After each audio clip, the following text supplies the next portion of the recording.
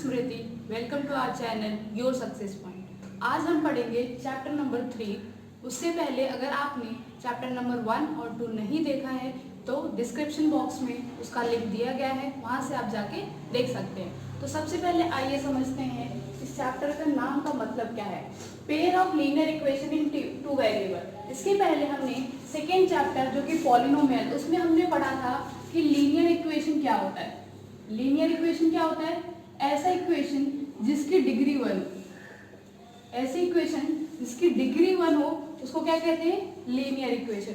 और वेरिएबल के बारे में हमने पढ़ा ही था जिसमें कि वैल्यू चेंज होती रहती है। तो ऐसी इक्वेशन जिसमें 2 वेरिएबल हो और डिग्री 1 हो, तो इस चैप्टर में हम इन्हीं चीजों के बारे में पढ़ेंगे। एग्जाम्पल लेके देखते हैं। जैसे इस इक्वेशन की डिग्री कितनी है? इसमें भी 1 है, इसमें भी पावर 1 है। तो इस इक्वेशन की डिग्री कितनी है? 1। और वेरिएबल कितने यूज हो रहे हैं? 1 और 2। तो इस चैप्टर में हम ऐसी इक्वेशन को यूज करके, ऐसी इक्वेशन का यूज करेंगे जो पेयर लेंगे और उनको सॉल्व करने की कोशिश करेंगे। तो उनके सॉल्व करने के कुछ बेसिक तरीके इस चैप्टर में है। पहला है अलजेब्रिक रिप्रेजेंटेशन।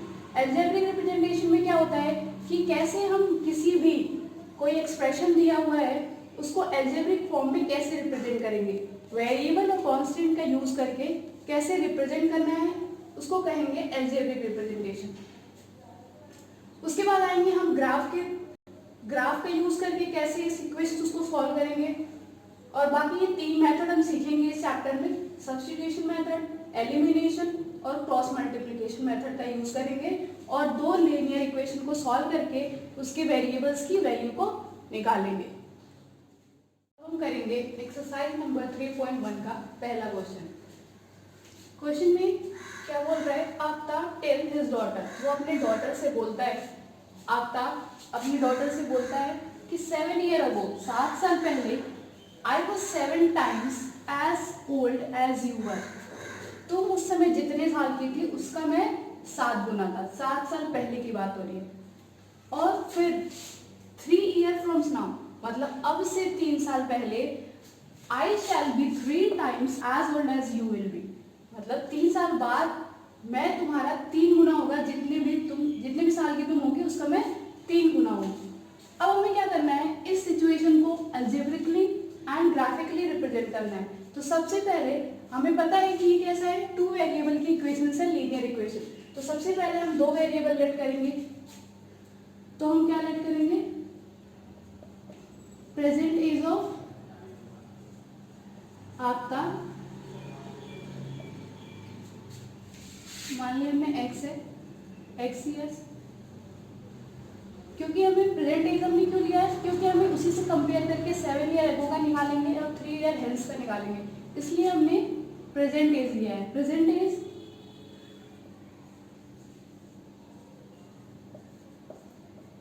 आफ्ताब की बेटी का क्या होगा? y year. हमने सबसे पहले क्या लेट किया कि अभी प्रेजेंट की एज क्या है आफ्ताब की और उसकी बेटी की। तो अभी अगर हम 7 ईयर एगो की बात करें, 7 ईयर एगो,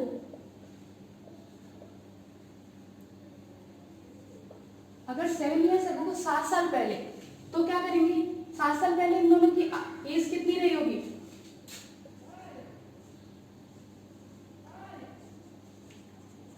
आफ्ताब की एज कितनी रही होगी? x - 7। और आफ्ताब की डॉटर की एज कितनी रही होगी?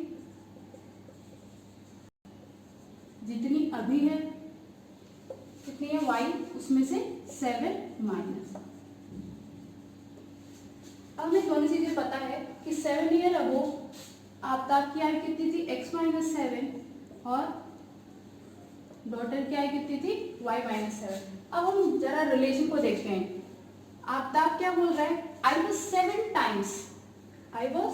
Times as old as you were, मतलब बेटी की जो भी आयु रही होगी 7 साल पहले उसका 7 टाइम्स, मतलब इसका अगर हम 7 गुना कर देंगे, 7 टाइम्स कर देंगे तो क्या मिल जाएगा? इसकी आयु के बराबर मिल जाएगा।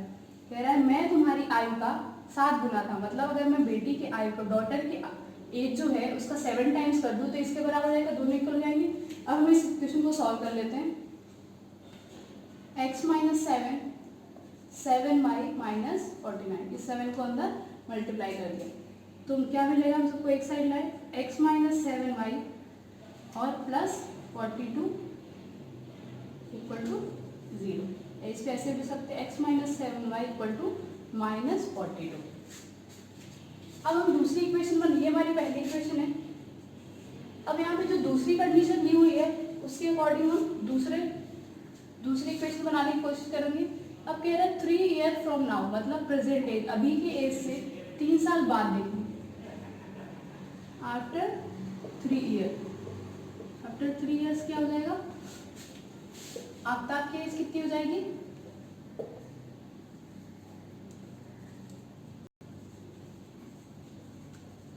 आफ्ताब की एज कितनी हो जाएगी, जितना अभी है उससे 3 साल ज्यादा, मतलब x प्लस 3 ईयर्स। और आफ्ताब के डॉटर की एज कितनी हो जाएगी,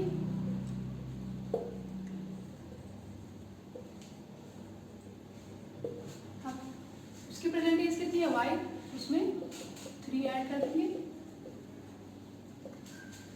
तो आफ्ताब की एज 3 साल बाद कितनी होगी, x प्लस 3 और आफ्ताब के डॉटर की y प्लस 3। अब हमें दोनों की एज पता है 3 ईयर, आफ्टर 3 ईयर, तो हम उससे इक्वेशन बना लेते हैं। रिलेशन क्या दिया हुआ है, I shall be 3 times as old as you will be। तुम 3 साल बाद जितने साल की होगी उसके 3 गुना में हो जाऊंगा, 3 टाइम्स जाऊंगा। अगर मैं उसके डॉटर की एज का 3 टाइम्स कर दूं तो इसके एज के बराबर हो जाएगा। तो अब इक्वेशन को सॉल्व कर लें।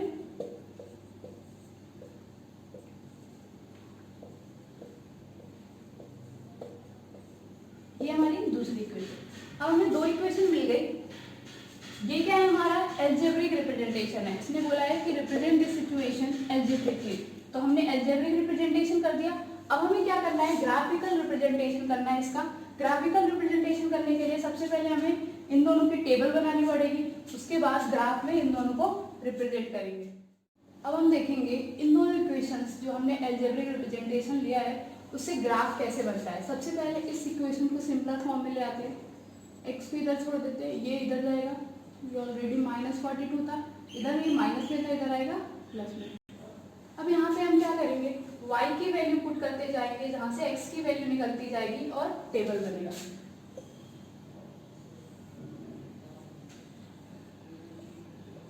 मिनिमम 3 वैल्यूज निकालनी होगी हमें। अब हम जरा इसमें वैल्यू पुट करते हैं,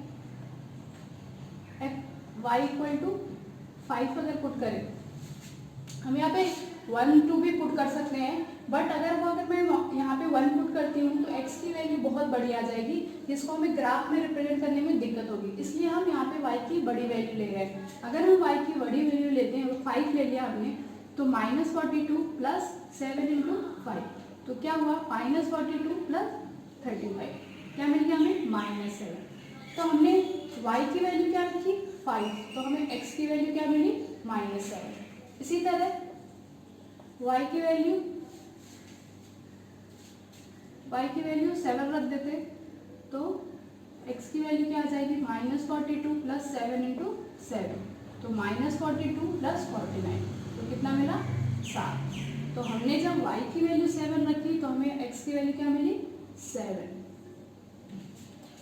अगर हम y की वैल्यू 6 रख दें तो क्या मिल जाएगा, x equal to -42 plus 7 into 6, -42 plus 42, तो क्या मिल गया, 0।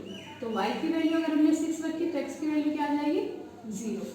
इसी तरह हम दूसरे इक्वेशन के लिए भी टेबल बना लेंगे। दूसरे इक्वेशन के लिए टेबल बनाएंगे, x minus 3y equal to 6। Again इसको सिमिलर फॉर्म में ले आते हैं, 6 और ये माइनस में था, इधर आएगा प्लस में।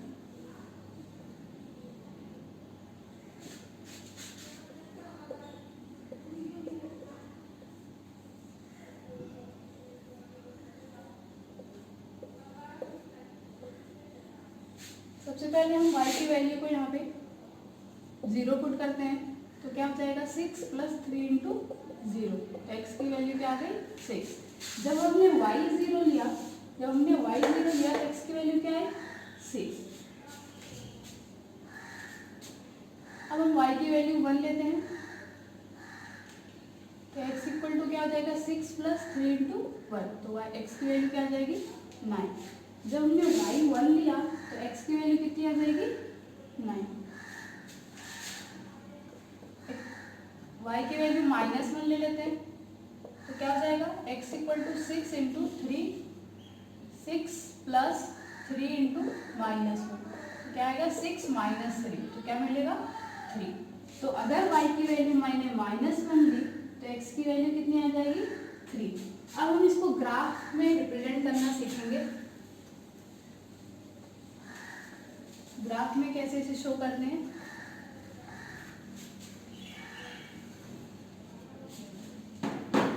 सबसे पहले हमने 9th क्लास में पढ़ा है,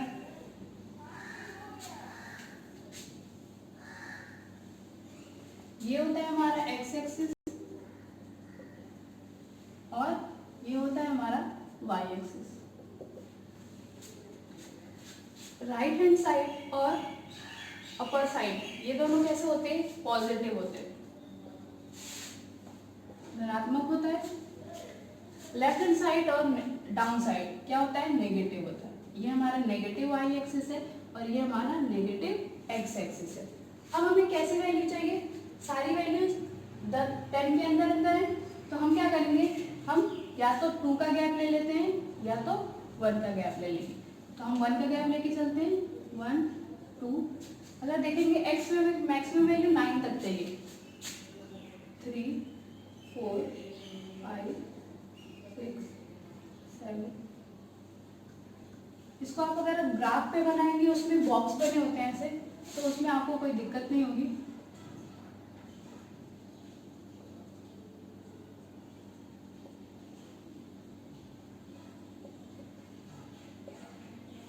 उसी तरह y भी हमें कितना चाहिए, मैक्सिमम 6 तक चाहिए, 7 तक ले लेते हैं।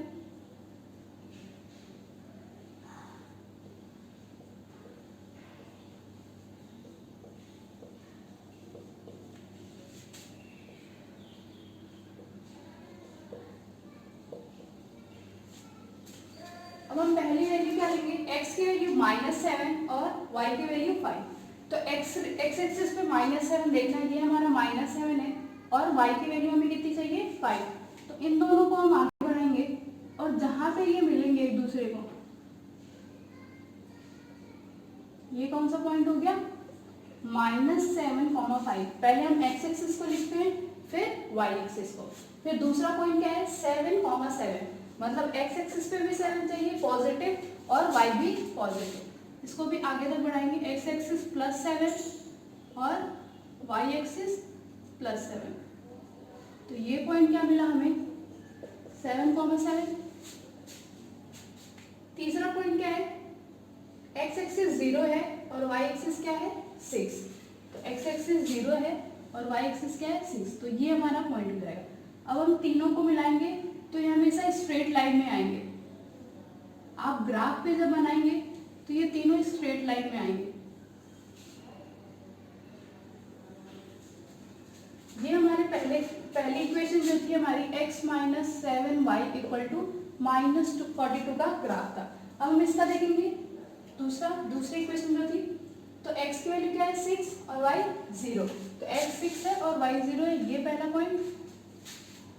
दूसरा पॉइंट क्या है, x 9 है और y 1 है, तो x 9 और y कहाँ है 1, तो ये हमारा पॉइंट क्या हो जाएगा 9,1। ये क्या था हमारा 6,0।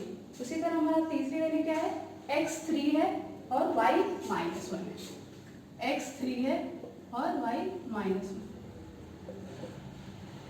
इनको भी मिलाएंगे तो ये हमेशा स्ट्रेट, जो भी लीनियर इक्वेशन होती है वो हमेशा स्ट्रेट लाइन में जाती है। तो ये किस इक्वेशन की है, x - 3y = -6। तो ये इस तरह से ग्राफ बनेगा। इसको आगे तक बढ़ाएंगे, ये जहां भी एक दूसरे को मिलेंगे वो पॉइंट की x और y की वैल्यू हो जाएगी। तो हमने क्या देखा कि क्वेश्चन दिया हुआ था और उसमें अलजेब्रिक और ग्राफिकल रिप्रेजेंटेशन करना था।